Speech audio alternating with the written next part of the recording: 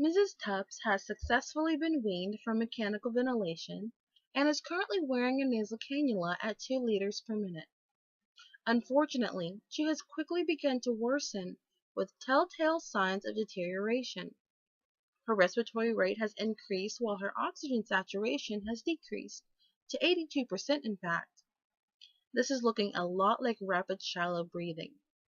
I obtain a blood gas to confirm my concerns.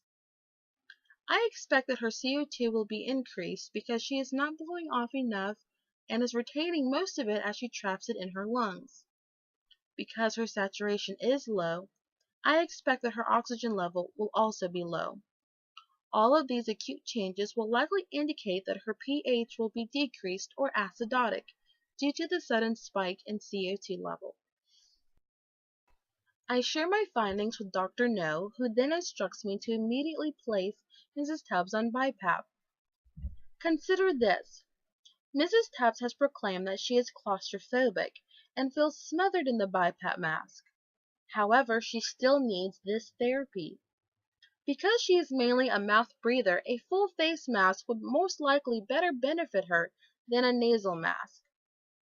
Each BiPAP mask comes with a sizing chart to be placed in front of the patient's face. These triangular holes help indicate which mask will give the patient the best seal to prevent air leaks when the air pressurizes in the mask.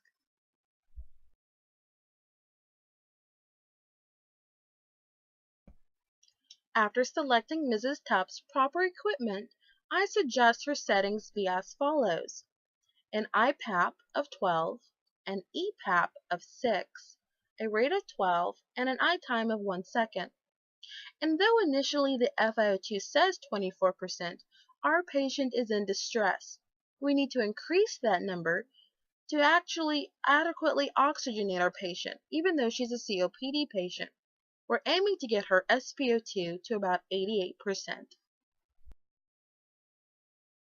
The alarm settings are as follows, as according to the appropriate guidelines set by the NVRC. We will continue to monitor Mrs. Tubbs through her monitor readings, physical assessment, and ordered blood gas values.